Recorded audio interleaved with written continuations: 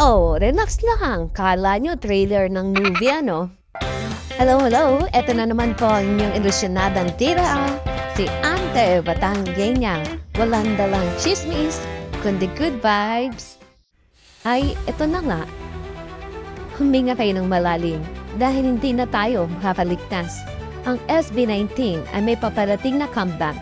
At hindi lang ito basta-basta comeback, ito ay ang Simula at Wakas EP. Ay bago tayo tuluyang mahulog sa bagi ng emotions at ng ating mga ipon, pag-usapan muna natin ang mga teaser photos na nagparamdam sa atin ng halo-halong feelings, excitement, kaba, at slight financial panic. Handa na ba kayo sa matinding visuals? Sa lalo na mga captions na parang thesis statement? Sa titig na parang may hidden message? Aba, hindi to basta-basta, kento, eme. Kaya 18, hawakan na inyong puso, wallet at sanity dahil magsisimula na ang ating Simula at Wakas EP Countdown.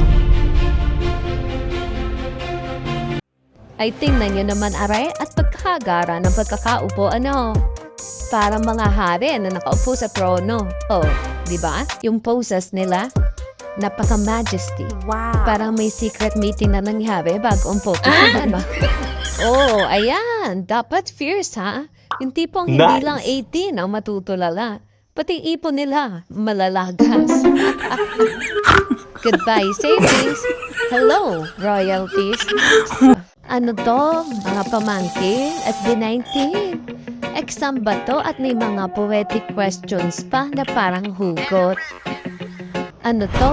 Exam ga ito? Parang mga tanong na hindi mo masasagot kahit mag-review ka ng buong semester. Kaya ngayon mga pamangkin, we're breaking down these poetic riddles. Half truth, half humor, pero full 18 dululo. Paano iingatan ang kahiwagaan kung ang kapaligiran ang kalaban? Ay, sakit sa ulo nito, Estelle. How do you guard your vision when society keeps telling you to conform or be like everyone else? SB19 has always been known for pushing boundaries and breaking stereotypes. Siguro, ang tanong na to ay tungkol sa pagsubok na protektahan ang kanilang artistry kahit na maraming opinion at expectations na nakapaligid sa kanila. Sa mundo na puno ng judgment at criticism, paano mo mabaiingatan ang soft side mo kung ang mundo antikas na expectations? Pero bilang ante, pwede rin natin itong simplihan. Paano mo iingatan ng hiwaga kung ang kalaban mo ang ingay ng kapitbahay, chismis sa kanto, at 24/7 chismis sa social media? Or baka naman tungkol ito sa pag-iingat ng ating mga delulu moments sa ating bias. Sakit ang ulo ko. Kailangan ko ng forehead kiss. Yun.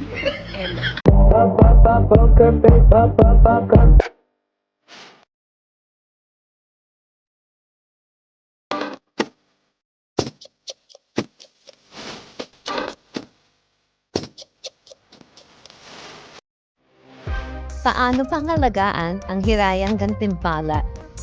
This could mean protecting your dreams and aspirations kahit na wala pang kasiguraduhan.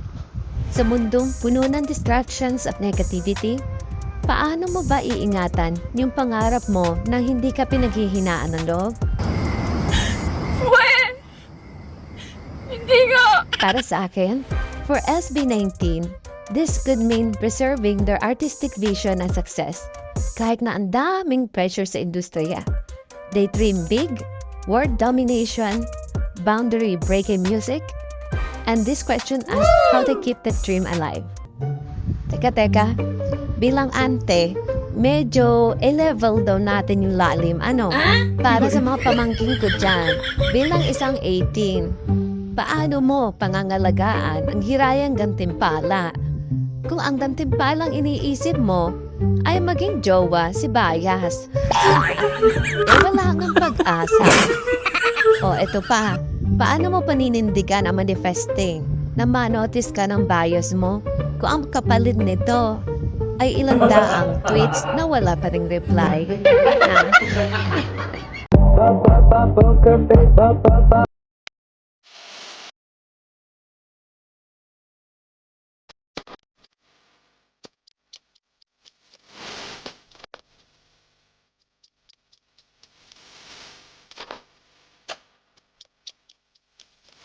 Paano protektahan ang sariling kamalayan? Sa mundong ang daming negativity, paano mo poprotektahan ang iyong kaisipan from overthinking and self-doubt? It's about finding peace kahit ang daming toxic sa paligid mo. Para sa SB19, this could mean pagprotekta sa kanilang creative vision at artistry. They've always been bold with their music and concepts. Pero paano nila poprotektahan ang kanilang unique style kung ang kapaligiran nila puno na expectation at standards ng industriya? Diyos ko, Josh, bakit ba pinasasakit niya ng danari ang aming mga ulo? Siya, sige, i-level down ulit natin yung lalim. Hindi ko maarok Para sa mga 18 at sa BBQs, naks. Paano mo poprotektahan ang kamalayan mo kung ang laman nito puro SB19? Kay Josh pa lang, nawawala na ang sanity mo. At saka 18, paano nga ba pangangalagaan ang sariling kamalayan kung sa ganda ng mga teaser photos, di mo na alam kung sino ang bias mo? Aminin!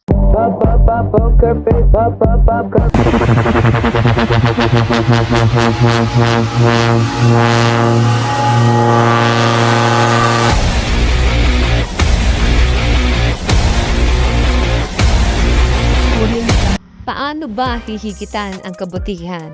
Titig pa lang ni Ken, nahirapan ka na mag-isip. Grabe na talaga kayo. Pahirap ng pahirap ang exam nyo For SB19, it could symbolize the constant pursuit of excellence. Parang sinasabi nilang, nabigay na namin lahat sa music, sa performance, sa fans, pero paano pa namin to malalampasan? They always challenge themselves to grow, evolve, and give more.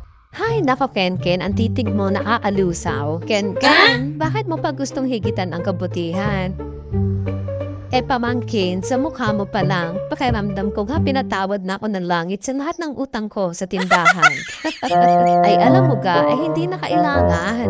Kasi, Ken, wala nang mas hihigit pa sa impact mo sa amin. Kahit tahimik ka, kahit walang ginagawa, sapat na yon. Kung ang dulo ng kabutihan ay ikaw, paano pa nga ba ito hihigitan? Sa ngiti mo pala para may instant healing effect na. Pero seryoso Ken, huwag mo masyadong problemahin kung paano mahihigitan ang goodness. Kasi sa puso namin, ikaw na ang dulo, ikaw na rin ang simula. At ang pinaka-importante, ikaw ang gitna, ang center ng kabaliwan ng mga sisiw at 18.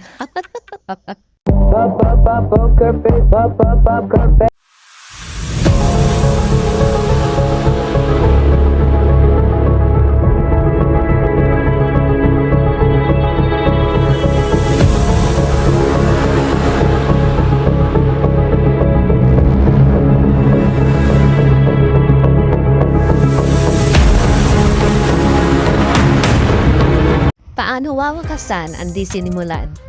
Nakaw ay pasakit ng pasakit ang mga ulo. It may symbolize the sacrifices they had to make, like giving up certain opportunities to pursue their music. Paano nga ba nila wawakasan ang mga what if na hindi nila nasimulan dahil sa mga piniling landas? Paano nila wawakasan ang sakit o hirap na hindi nila naikwento? It's about finding closure without fully revealing everything. Nako, ay pasensya na kayo. Hindi ko na ba't ako'y nagbibigay ng opinion? Pati naman ako'y nakisausaw din Low, paano nga ba wawakasan ang di sinimulan? Paano nga? Ganto na lang tayo. Isa na namang reader na nagpapasakit ng ulo at puso ng 18. Gusto laang naman namin maging masaya sa comeback na ito. Pero binikyan mo pa kami ng sakit ng ulo, Pablo. Grabe kayo. Grabe talaga mga mahal kong pamangkin. Ang lalim ng hugot niya. Abay parang nag-quiz ang 18 sa Filipino Plus na hindi napaghandaan Sana naman, bago kayo nag-grab ng ganitong kalalim, may kasamang guide po para hindi naman mahulog ang aming emosyon. Ang sakit talaga sa ulo. Ay syempre, bago ang lahat, may heartfelt message ako para sa mga gwapo kong pamangkin.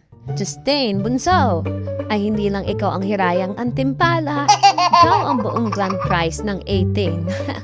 From the cute baby bunso to the super gwapo. Ay ikaw na talaga. Tandaan mo, mahal ka ng 18 kahit hindi ka namin ma-check out sa cart ng buhay namin. Eme. Josh, Colin.